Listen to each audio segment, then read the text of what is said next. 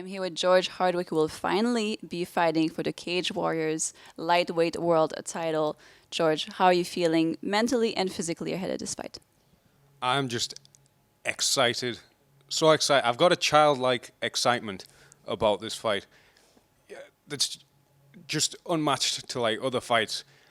I've got this excitement of someone coming from AKA, coming from San Jose, like 3,000 miles away, via way of AKA, a fighter from Oklahoma, home of like the third best musical after Singing in the Rain and Rocky IV. And he's coming all this way, and I get to test my skills against him. I've got this childlike excitement for the fight. Not just winning, but every position, every part of the process in this fight, everything that can happen. I've just got this childlike excitement where I can't wait for it. And what are your thoughts on him, on Kyle Driscoll?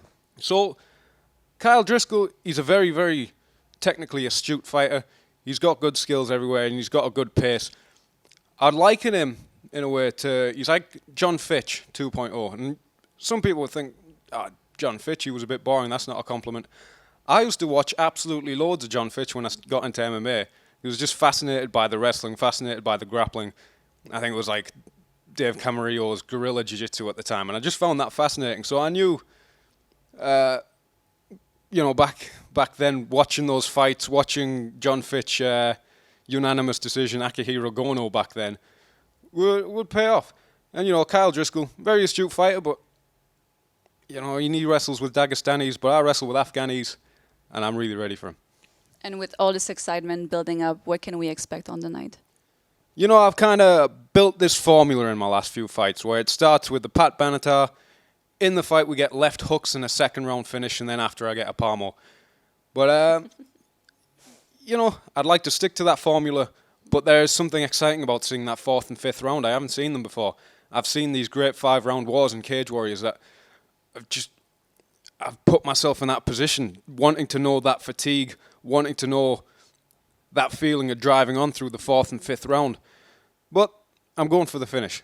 The finish is top of the priority list. And it will be Cage Warriors' 20th anniversary. There was a promo made.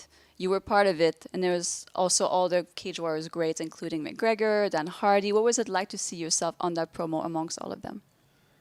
The Cage Warriors gloves, the Cage Warriors promotion has an incredible lineage. So even with the lightweight division, we had guys like Conor McGregor have this belt, Paddy Pimblett racking up wins in the lightweight division. We've had Dan Hardy, Bisping, all these legends. And it's not just these far-off legends close to home.